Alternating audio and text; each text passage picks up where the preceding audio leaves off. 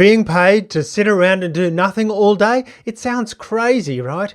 But it's actually a growing phenomenon. In fact, it's endorsed by some of the biggest tech companies in the world, including those out of Silicon Valley. They've even termed some phrases for it: being on the bench, rest as investors, or even zombie resources. So what is this growing phenomenon, and why is it being endorsed? Let's get into it.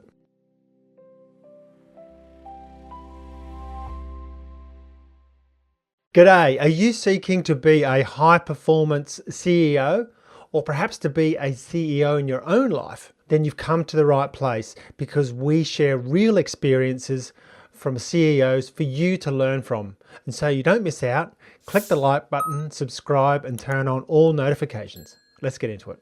I don't know about you, but when I started my working career, I worked in construction. I was a labourer on building sites, and I was expected to work every minute of the day for 50 cents an hour. And these were horrible jobs, including digging ditches and basically running around doing all the jobs that nobody else wanted to do on a construction site. Now, many years later, when I started my own entrepreneurial journey, I looked for a software resource to do some work for me. Through a friend, I was recommended to someone who was apparently very clever, and this seemed like a really good thing. I gave him some tasks. He wasn't working directly with me, and then several weeks later I asked for how things are going, and this is where the problem started. He wouldn't return my calls, he wouldn't produce anything, he kept coming up with reasons why he couldn't deliver things because other people hadn't done stuff, and so on and on it went. Eventually, because I got some pressure through this friend, I paid the guy and he delivered really an empty set of software containers, and I really had been ripped off. The guy had professed to have done work and just hadn't done it. That's one side of things. What's going on right now is really the other side of things, which is employing someone, paying for them, and not giving them work, which I think is really strange. And they've put some terms to it, and we're going to get into those. Now, offshoring is a phenomenon that has been growing over the last 20 years or so, and it's becoming even more common now, and it's becoming much better. There's 7 billion people in the world, and here in the US there's only 300 million people. So if you want to find the perfect resource, you've got a better chance if you go to the global network. And there are sites like Freelancer and Upwork which facilitate this kind of seeking for resources. However, this brings in some other problems. If you work in an office with somebody, or as I did on the construction site, it's very easy to see what somebody is doing with their time. You can just look over their shoulder. You can do the thing called management by walking around. You can see when people come and when they leave. You can ask other people. You can work with them. There's so many ways to do it in person, and they're all denied to you when you offshore and you do remote working. So there's a few problems that come up, and there's a few terms for those, and we're going to get into that right now. Now, the first term I want to bring up is a thing called being on the bench. This is probably the most legitimate of all the things I'm going to get into. Being on the bench means you're between projects, you're perhaps going through a training cycle, they haven't deployed you yet, and you're on the bench waiting for your turn to go and do something. This is a very positive thing.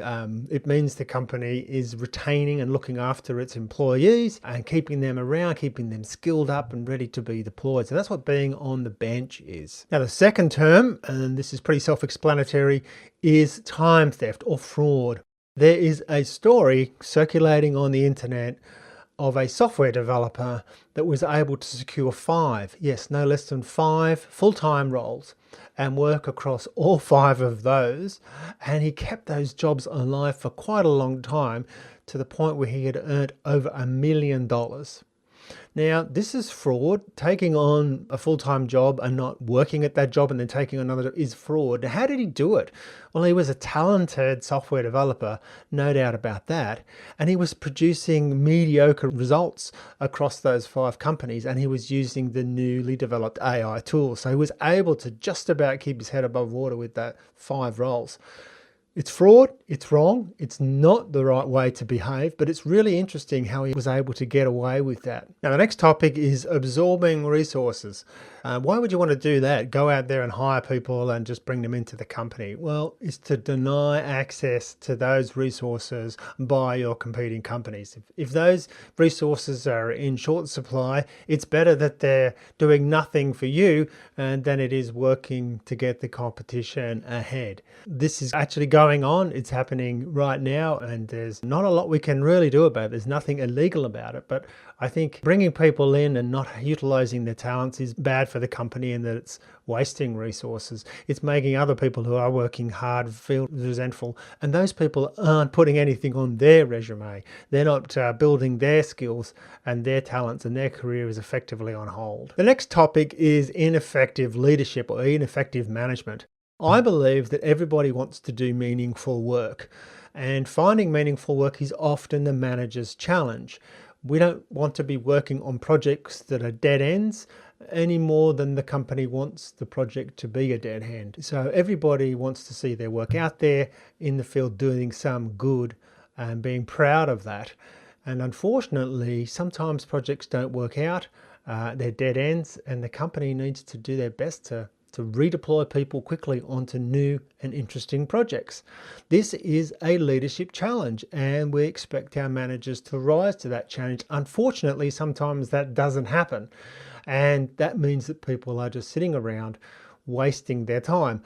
I had a colleague who was working with me said this exactly what happened to him. He was expected to be in the office, and 8 hours would go by and he would do nothing, and this went day after day until he finally left. Another colleague of mine said that he was being given really very little work to do, and he would get everything done in a couple of hours, and he was just doing really nothing else, but yet they seemed to be very happy with that. So I think everybody wants to be part of a high performance team, to perform at their best, to be stretched, challenged, and to be learning. And unfortunately, none of those things are going to occur if leadership isn't there to give people meaningful work. Another phenomenon which I have not come across but I know exists is where there are multiple resources being billed, but there is only a few resources actually working. And this means the bills can be higher than the actual output, and yet there are still named people on the bill. This is called body shopping or staff padding or even zombie resources. And to be wary that you might be getting billed for people that actually aren't doing anything. And what about resters and vesters? This is a term coming out of Silicon Valley. Resters being those that are taking it easy, they're doing the bare minimum to get by, they don't really want to put themselves under any great duress, they're going to just coast along. And vesters, those with the same behavior, but are just really waiting for their options or their equity to vest so they can take their cash and go and do whatever they want to do with it. So resters and vesters. So the question is, what can you do about it?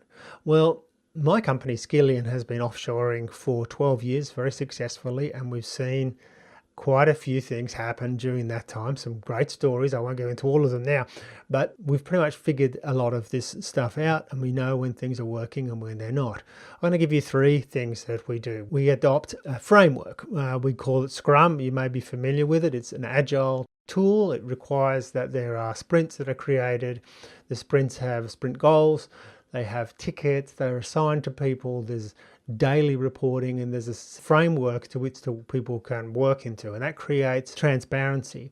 Also, there's an element of testability when it comes to code. How do you test and demonstrate things? So that framework really helps to bind people and see, that we're getting productivity. So that's one thing. The second thing is we have a policy, and we make sure that people are aware of it. One of them is that they turn up to the calls, and they're on video calls. That they're available for certain hours, that they're not to do other work, and so on and so on. So there is a framework and a policy that they sign up to. And the third one, I think perhaps the most important, is the human element. And that is that we are building relationships with the people that work for us, and they're building relationships within the team. And people like working in teams. People feel accountable. They want to prove themselves. They want to perform in those teams. So the more people that interact together, the more the team forms up, the more people are willing to be a part of a performing team and show up and do their best every day. So that's 3 things that we do that I think you could do if you had a remote offshore team. Now, there are many tools that you could use if you're suspicious that some of these overcharging or zombie resources are being used against you. You could insist on some kind of tracking tools. We've never enrolled them out within our company, but I have used virtual assistants where that tool has been required, and that's actually used for billing as well. So it tracks the hours that someone's on the computer, it tracks what they were doing, what apps they were on, keyboard presses. The whole gamut of productivity can be measured by the computer and given to client if that's what's needed. Now, what about AI? AI is certainly transforming this whole area of remote working, and we're starting to see tools emerge, particularly around project managing remote resources.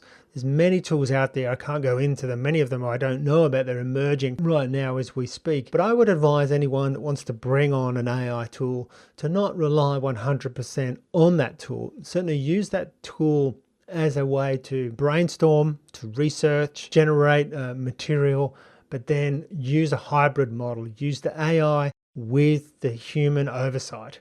It's very important at this point. I don't see AI, even if you use Chat GPT yourself, to completely rely on that. And sometimes I have people doing this to me.